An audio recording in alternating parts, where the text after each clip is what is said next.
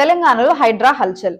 అసలు హైడ్రా చేసిన తప్పేంటి? నోటీసులు ఇస్తున్నారు. ఏదైతే ప్రొసీజర్ ఉందో నోటీసు తర్వాత దానిపైన ఎక్స్ప్లెనేషన్, దాని తర్వాత మళ్ళా నోటీసు ఎక్స్ప్లెనేషన్, ఈ ప్రొసీజర్ అంతా ఫాలో అవుతుందా అంటే ఫస్ట్ పాయింట్, హైడ్రాకి నోటీసులు ఇచ్చే జ్యూరిస్డిక్షన్ అయితే లేదు. మరి నోటీసులు ఎవరు ఇవ్వాలి అని అంటే రెవెన్యూ వాళ్ళు ఇవ్వాలి. ఇప్పుడు మున్సిపాలిటీస్ అయితే మున్సిపాలిటీస్, పంచాయతీ అయితే పంచాయతీ, నోటీసులు వాళ్ళే ఇవ్వాలి. నోటీస్ ఇచ్చిన తర్వాత ఎక్స్ప్లెనేషన్ కి టైం ఇవ్వాలి. ఆ ఎక్స్ప్లెనేషన్ ఇచ్చిన తర్వాత ఎక్స్ప్లెనేషన్ కనుక సాటిస్ఫాక్టరీగా లేకపోతే అప్పుడు మళ్ళీ ఇంకో డిమాలిషన్ కి వెళ్ళాలి. అంటే ఒక అనాథరైజ్డ్ కన్స్ట్రక్షన్ అయితే దాని మైనర్ డీవియేషన్స్ అయితే గనక దానికి పెనాలిటీస్, మేజర్ డీవియేషన్ అయితే demolish as per the GHMC act, municipalities act గానీ పంచాయత్ యాక్ట్ గానీ ఏదన్నా అదే చెప్తుంది. ఇప్పుడు illegal constructions, lake bodies conservation అంటున్నారు అంటే ఆ లేక్ బాడీ చుట్టూ ఉన్న ఏరియాలో ఉన్న ఏ కన్స్ట్రక్షన్ అయినా సరే అది ఇల్లీగల్ కన్స్ట్రక్షన్. ఎఫ్టీఎల్ అయినా సరే, బఫర్ జోన్ లో కట్టిందైనా సరే ఇల్లీగల్ కన్స్ట్రక్షన్. ఆ ఇల్లీగల్ కన్స్ట్రక్షన్ కి ప్రొటెక్షన్ ఎక్కడ ఉంటుంది? కోర్ట్స్ ప్రొటెక్ట్ చేస్తాయా అని అంటే courts will not protect an illegal construction. ఇప్పుడు ఇచ్చే స్టేస్ కూడా subject to the report. Protected lakes ఏవి, లేక్స్ ని ఏవి కన్సర్వ్ చేయాలనుకుంటున్నారు అన్న నోటిఫికేషన్ వస్తుందో, నోటిఫికేషన్ వచ్చిన వెంటనే all these constructions will become illegal constructions. అయితే యాక్షన్ ఏం తీసుకోవాలి? బోనఫైడ్ పర్చేసర్స్ కదా, ఎవరైతే అమౌంట్ పెట్టి కొనుక్కున్న వాళ్లే కదా. ఇందులో ఎఫ్టీఎల్ లో ఉన్నదో లేకపోతే బఫర్ లో ఉన్నదో తెలియదు కదా, పర్మిషన్ ఇచ్చింది గవర్నమెంటే కదా. So how will common man survive out of this అని అంటే, since it is the mistake of the employees or else government employees అనే గవర్నమెంట్ అఫీషియల్స్ మిస్టేక్ ఉంది కాబట్టి it means vicarious liability do apply to the government.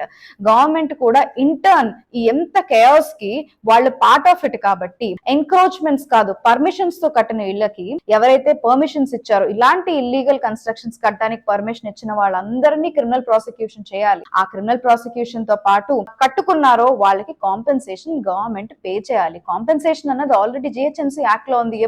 ఎప్పుడైతే land acquisitions చేస్తారో అప్పుడు government has to give compensation అని అన్నారు. Land acquisitions కాదు, ఇప్పుడు ఇట్లాంటి ఇల్లీగల్ పర్మిషన్స్ ఇచ్చింది గవర్నమెంట్ అఫీషియల్సే కాబట్టి దానికి కూడా కాంపెన్సేషన్ షుడ్ బి గివెన్. అప్పుడు ఈ కేయాస్ కు ఒక ఎండ్ వస్తుంది. And especially since there are no rules framed by the governing body, rules has to be framed, statute రావాలి.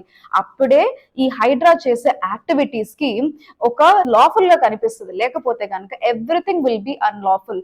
And very important thing, just because there is a stay from the court doesn't mean that it is for an indefinite period వరకు property protection లో ఉందన్నది కాదు. Ultimate గా అది illegal construction అయితే గనక, అంటే ఉండకూడని region లో అది ఉందంటే మాత్రం ఎప్పటికైనా సరే property is in threat. So కొనుక్కునేటప్పుడు, ఒక ప్రాపర్టీ పర్చేస్ చేసుకునేటప్పుడు అది ఎక్కడున్నది, అది లేక్ లో ఉందా లేకపోతే బఫర్ జోన్ లో ఉందా, ఎఫ్టిఎల్ లో ఉందా, దానికి పర్మిషన్స్ ఉన్నాయా, కరెక్ట్ అథారిటీ నుంచి పర్మిషన్స్ వస్తున్నాయా, మనకి ఎప్పుడైతే మీరు కొనుక్కుంటున్నారో ఆ టైం కి ఉన్న ఆఫీసర్ ఇచ్చాడా పర్మిషన్, లేకపోతే బ్యాక్ డేట్ నుంచి ఇచ్చిన ఆఫీసర్స్ ఇస్తున్నారా పర్మిషన్, అసలు ఇచ్చిన పర్మిషన్స్ అన్ని ఈ కరెక్ట్ పర్మిషన్స్ లేవా అన్న డ్యూటీ కూడా బయ్యర్ మీద ఉన్నది. గవర్నమెంట్ సైడే కాదు, బయ్యర్ కి కూడా డ్యూటీ ఉంది. That he has to check all these aspects before purchasing a property. So ignorance of law is not a excuse. మేము ఇవన్నీ చూసుకోలేదు, మాకేమి తెలియదు అని అనడానికి లేదు. Because courts will not come for the protection of a person who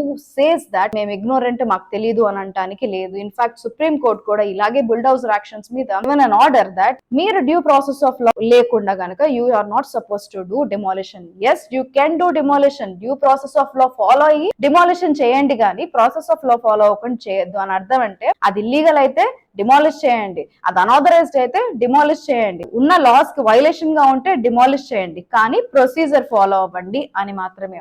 so being a buyer, being the public, మనం ఎప్పుడు పర్చేస్ చేసుకోవాలి అన్నా సరే ఈ అన్ని ఆస్పెక్ట్స్ చూసుకుని పర్చేస్ చేసుకుంటేనే ప్రాపర్టీస్ సేఫ్ గా ఉంటాయి.